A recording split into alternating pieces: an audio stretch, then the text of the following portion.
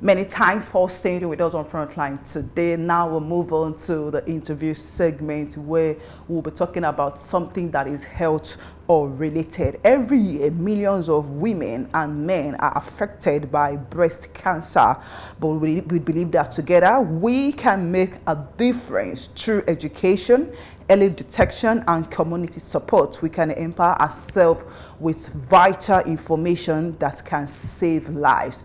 Thus, on the program today, we'll be talking about breast cancer with all necessary details that you need to know. So joining us this morning to have this conversation is Mrs. Olubukola Sholaru. She is an Assistant Director of Nursing, University College Hospital here in the city of Ibadan. It's good to have you on the program once again. So yes, I'm glad to be back here. Yeah, thank you so much. So let's start with the basic by first talking about what exactly is breast cancer and how does it surface?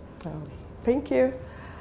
Breast cancer is a cancer of the breast cells that is majorly found in women and rarely in men.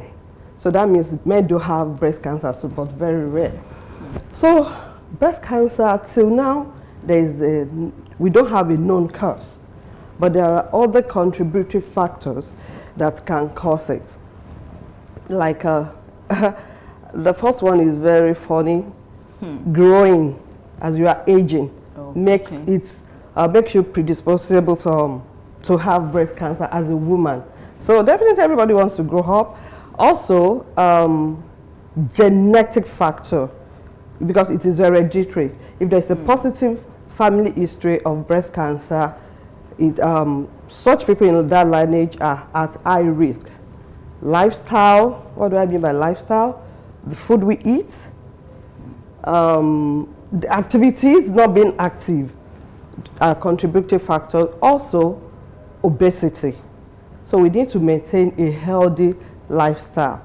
So these and some other factors are the contributing factors that can cause breast cancer. Talking about not being active, can you shed more light on that? Because not being active means like somebody just sitting down, not doing anything, right? Yes, sedentary lifestyle. Okay. Sedentary lifestyle. As much as possible, we are to be more active.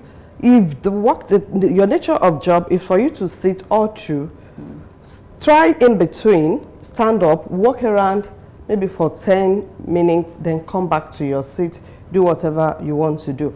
Also, yes, it's good to go to the gym, but if you don't have the luxury or the time also, you can do it within your premises, building premises, your house.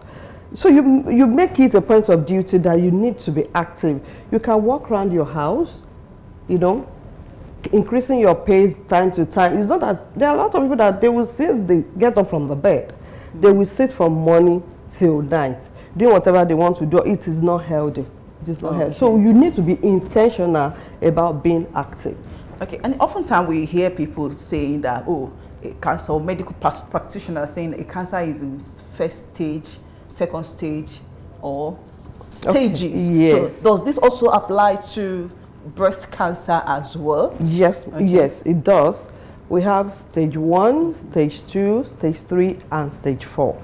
So the staging helps the type of management to be given to such person that is having breast cancer and every other form of cancer.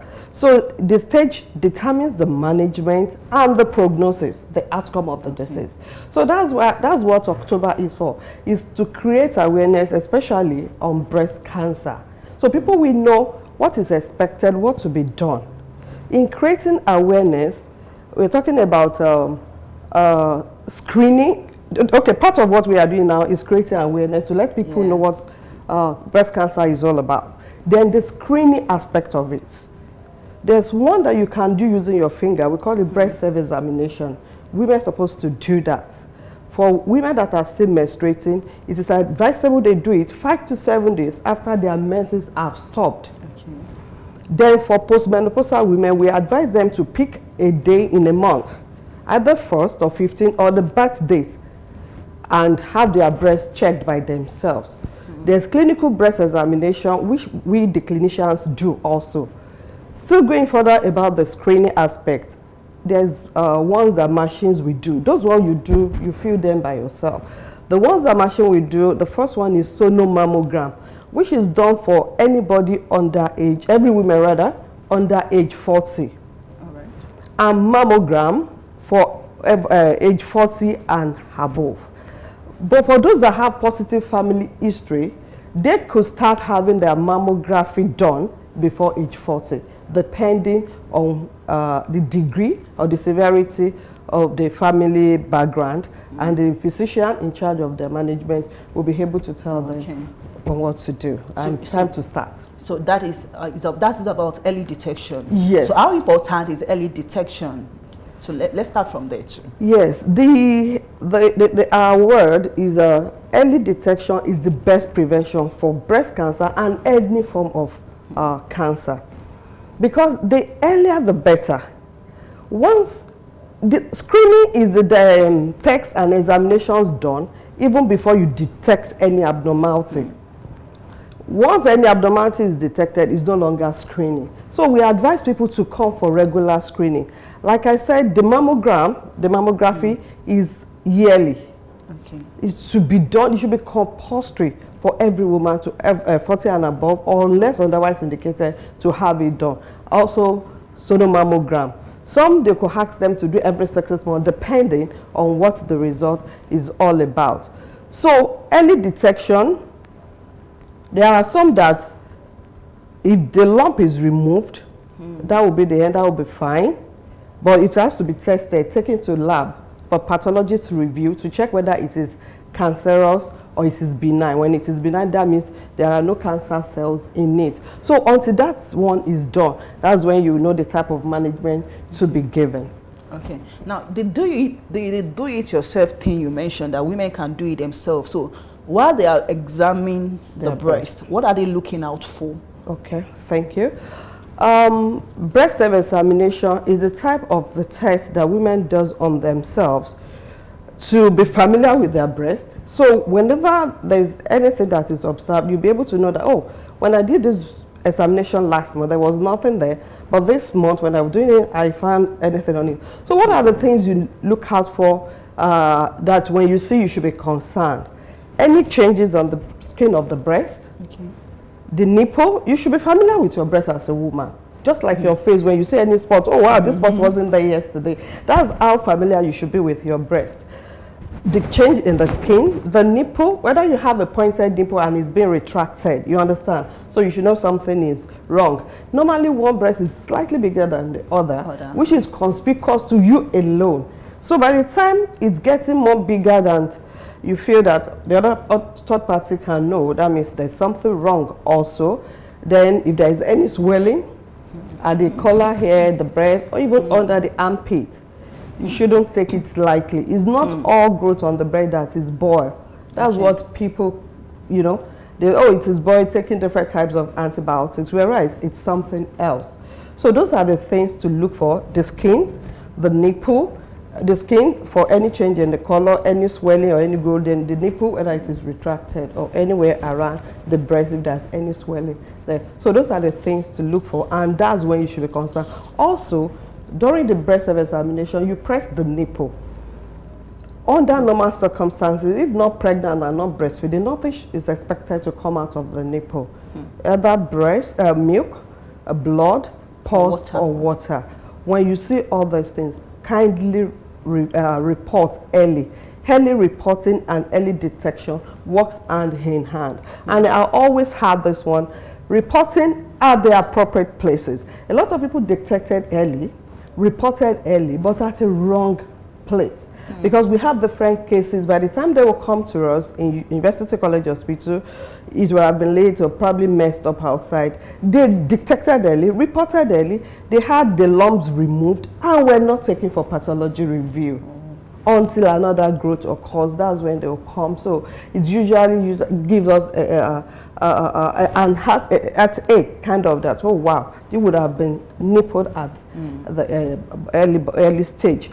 But so that's why Wherever you go, it's not everybody that can come to you say, this is the part Sure. of their awareness. Wherever you go, if a lump is detected, if the sample is being taken, we call it biopsy, sometimes a sample of the growth can be taken, ensure that it's being taken for pathologist review.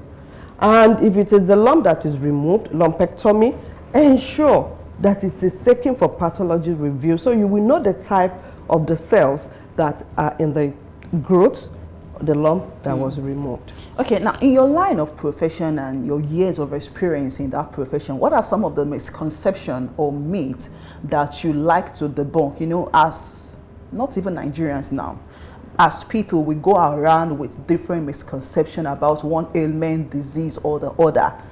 So what are those misconceptions or myths that you want to debunk? Yes, we have harmful some of those myths. Number one is that men don't have breast cancer. Some men do have, like I said, but it's very rare. Number two is that it is contagious. Oh. Breast cancer is not contagious. It is hereditary, but not contagious. Yes. Then also, breast cancer does not go on its own. It does not go on its own. Another myth is that breast cancer is death sentence. Early reporting can cure it and have everything needed to be done at that stage. And we have a lot of survivors. I'm sure you know. Sure, yeah. sure. We know a lot of survivors because it was done at early stage. Another myth is that it can be treated with antibiotics. That is just like one of the boys. It is not. There's some, I'm not talking about the spiritual aspects of it. Some believe that it's a spiritual attack that needed to be attacked spiritually. Yes, fine, I believe. But while you are doing that spiritually, come for medical treatment. Let's both work together. While the spiritual aspect is being taken care of, the medical aspect of it should also be taken care of. Okay, I think I've heard a similar story too. There was a time a pastor in a church was sharing experience of one of his members that their mother had 4 girls. Okay. The mother had breast cancer that killed her, that claimed her life, and the 3 siblings ahead of her also inherited it. So she was scared of also getting it, and she just went to the hospital like that they should remove the 2 breasts. Because the question I want to ask is, okay, if you say it is hereditary, are there chances that every child in that line, every female child in that lineage is going to get it? Well, what are the chances? The chances is high. It's very high, especially when it is a very strong positive family history.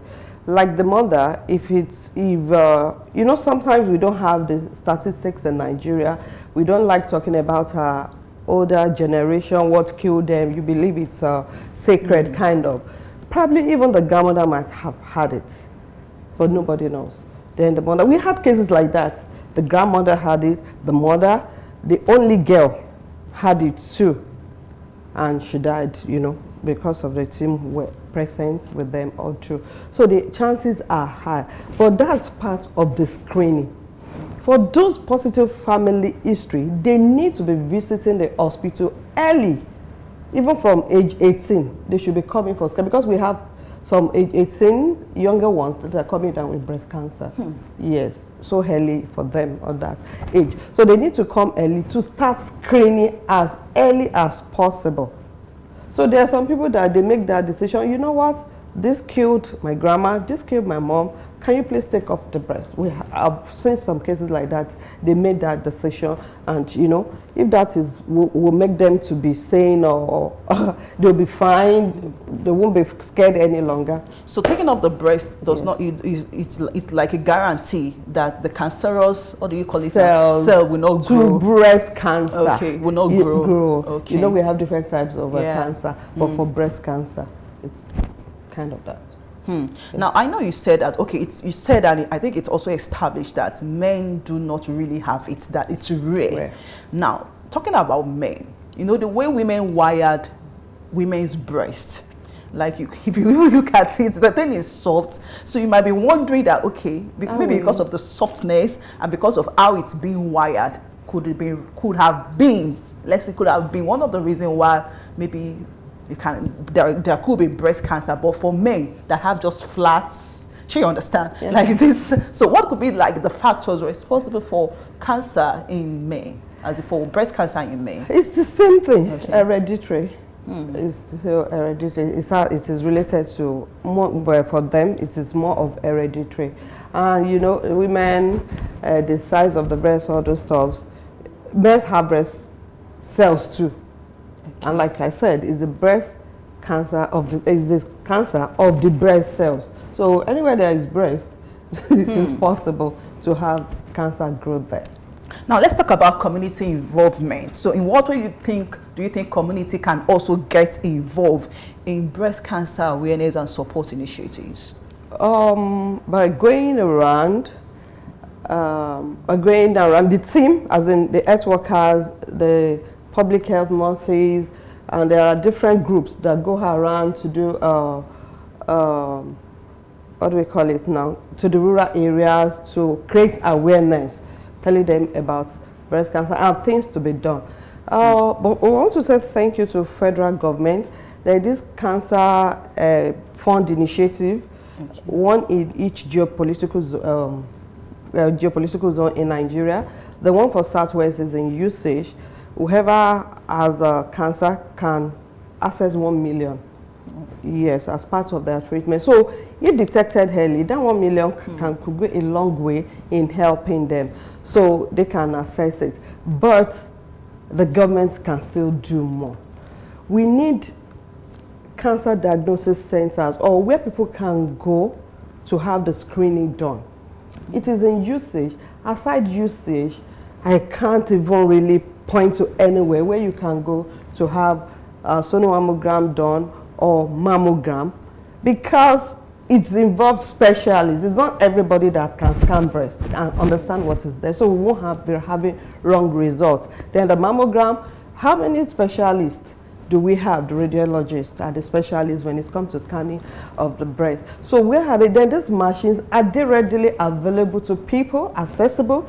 You understand? So we want government to please do more, and so people can, where a large number of people can be accommodated and have these screenings done with specialists in attendance, so there won't be any wrong diagnosis from the beginning. Even before talking about the diagnosis, the screening aspect of it is whenever anything is being said, we're talking about the diagnosis. So empowering the health workers to go into the rural areas, give health talks, create more awareness. We are doing that in our own little way. We go to schools, catch them young. We go to schools. I was in one school last week also to teach them, to educate them, you know, about breast self-examination. I want to give an example. Someone told me that it was because of the knowledge she had. Her mother-in-law died of a breast cancer, so she took it upon herself to educate her female children earlier enough. Even when the daughter was far away from home in university, she does breast self-examination herself. When she detected a lump, she was so scared that she couldn't call the mom. But because of the knowledge that the mother had imparted in her, she went for scanning herself. Before she collected results, brought it home for the mom, and you know, it was a benign growth anyway. Okay. So everybody at every stage needs to have that knowledge, even our elderly ones. You need to teach them, our moms, 50 and above 60, 70, we need to teach them that. Okay. Now, before we talk about the treatment, I know you've touched it a bit the other time. Now, let's talk about at what stage does it become life-threatened? Because I know it has claimed a lot of lives. Well, let me say, you know, when we're talking about cancer, the type and the stage determines how life-threatening it is. I can say that at first stage, it's still fine, it's okay. It's less life-threatening, let me put it that way. So when we're talking about second stage, it's still The percentage, I may not be right, but let me say maybe 50-50, depending on the type and the stage. So those are the determinant factors. So unless those biopsy, other things were done, that's when you will know how life-threatening it is, or the type. There are some that they move round about, we call it metastasis, as even at early stage. Okay. So that's why I said the type determines, but first stage, safe. Then probably early part of the second stage, it is safe. So what are the treatments available and how accessible are they? Because you know, sometimes we just hear, oh, this person is going through chemotherapy and all of that. Are they also part of treatment? Yes, okay. They are part of the treatment. There are some that when the lumps are removed, like I said earlier on, it will be checked, pathologist review, and if it is benign, if it's not cancerous, fine, the person is good to go. If it is cancerous, the team will decide the type of management, whether it will be with chemotherapy only, or if it has gone a little bit higher, have surgery done. We call it, I remember now, removing the breast. Okay. You can have it done. It's chemotherapy, radiotherapy. So is the managing team, the radio oncologist, that will decide the type of management such person will have. Now this chemotherapy thing, I think it's always like somebody going through hell, because fine, I have a survivor too, and when she was going through all of that, it was not a good sight to behold. And some people might not even, that's emotional, that psychological effect of it alone can kill. So how do you think people around, family, friends, can come in to help in such a situation? People going through that stage need support. Family support, they need to be around them, support them in every way. You still see some people, you know, the world is somehow now.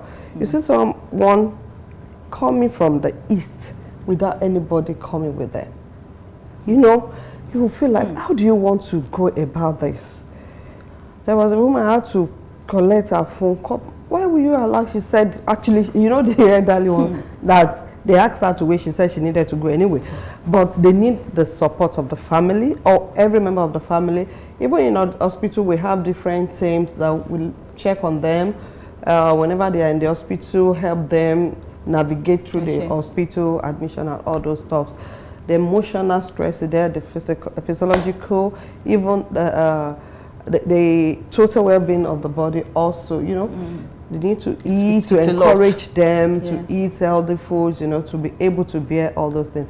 Yes, it's part of the treatment. It's a medication. It's a type of medication. Even some people react to paracetamol. You understand? So the way people react differs. You know, some people, the degree at which they react to chemotherapy differs. So it's not everybody that is done. Some, it might just be alopecia, tiredness, or all those stuff, and they'll be fine thereafter. But there are some that will weigh them down, but they will still bounce back. Okay, I think another myth I've also listened to in the past is that all these UK braziers, all these bend down boutique braziers, also somebody can also get this cancerous cell from it, that if it's not properly washed. So as that, what do you have to say on that? Well, let me just say our honey is generally for women. Generally for women, people say that second-hand bras, they feel better, they are durable, and this and this and this.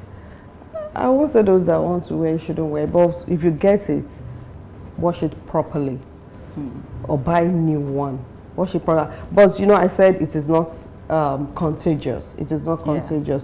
All those videos you see online, they are the padded bras. What do you call these things? They put in padded bras to make it pecky when you wear it. Those are the things they are bringing out. So no, it's not that when they leak they enter and cause breast cancer or something like that. It hasn't been established, let me put it that way. Okay. So now it hasn't been established. Okay, you know, we've talked about some lifestyle that can make somebody vulnerable or susceptible to breast cancer. So what would you say that the lifestyle people should imbibe to keep breast healthy? Okay, to keep your breast healthy, eat well. When I'm talking about eating well, I'm talking about eating cooked meal in fresh fruits as much as possible. Limit processed foods. It is not a kind of sharing of affluence to be eating canned food, all those processed foods. They are not healthy. Eat your home prepared meals, eat fresh vegetables, fruits. Make sure you eat fruit per day, every day, fruit and vegetable. Let them be part of your daily meal. Then limit alcohol. It is even said that 0 level of alcohol is the best. No to smoking. Another thing is active and passive smokers. Active smokers are those that smoke directly. You being the passive smoker, you are at more danger than the active smokers, because what they exhale, if you inhale it, is more dangerous. So avoid anything that has to do with smoke. Reduce your exposure to radiation. You reduce exposure to radiation. Be active. Watch your weight. Obesity has been linked to breast cancer also. Be active, exercise. Then don't forget about screening. It is very, very important. So what causes relapse, particularly for that people that have survived it, that have gone through chemo, gone through all the treatment, and yet it relapse? That is that is one of those things that once you are done with treatment does not 100% guarantee you that you no longer have cancer. We have a lot of we have some survivors that they've been cleared off, not only in Nigeria, all over the world. I do follow some videos online also, and the cancer cell will be detected in some other parts of the body, but some early that they could still nip it. So once anybody is being discharged, they shouldn't discharge themselves off completely. When you have hospital appointment, clinics, please go. So they'll keep on monitoring you. Like I said, there are different types, and it determines what happens thereafter. But if you visit the hospital, just your clinics, appointments, don't default. Even your medications, some might be placed on medication. Take it regularly and be compliant with your medication. Oh, okay. So before I let you go, so what message would you like to share with our viewers about breast cancer awareness and how people can be involved, community can be involved too? Thank you so much. Breast cancer is the highest kind of cancer that is globally detected, with over 700 new diagnoses every year. So it is more common than we think. It's more common than we think. So please, the first thing is screening. Present yourself for screening. Don't compare yourself with anybody. That Mrs. Hay, she had a growth on her breast, she used this and that was the end. It might not be cancer. So please don't compare yourself. You are you. Don't compare yourself with anybody. Anything that has to do with your health, present early. The word still remains, the early detection is the best prevention for breast cancer. Yes, I want to say a very big thank you to Nurse Olubukola Solaru, sorry if I can pronounce Solaru, for this insightful and educative information as we create awareness on breast cancer. Don't forget everything we've talked about. If you notice anything strange, please present early to the hospitals, government-owned hospitals, or any facilities that you know that they can take care of this, because health, they say, is wealth, and it's very important we prioritize it. So as we join the rest of the world in creating awareness as individuals, stakeholders, NGOs, let the awareness continue so that we can have an end or perhaps limits the effects of breast cancer in our society. Once again, I want to say a very big thank you to Mrs. Olubukola. Thank you so much for being part of the program this morning. So to my viewers, I want to say thank you for being there with us on Frontline today. We see you again tomorrow by God's grace. Until then, my name is Temitope Oladipo. Do enjoy the rest of your day.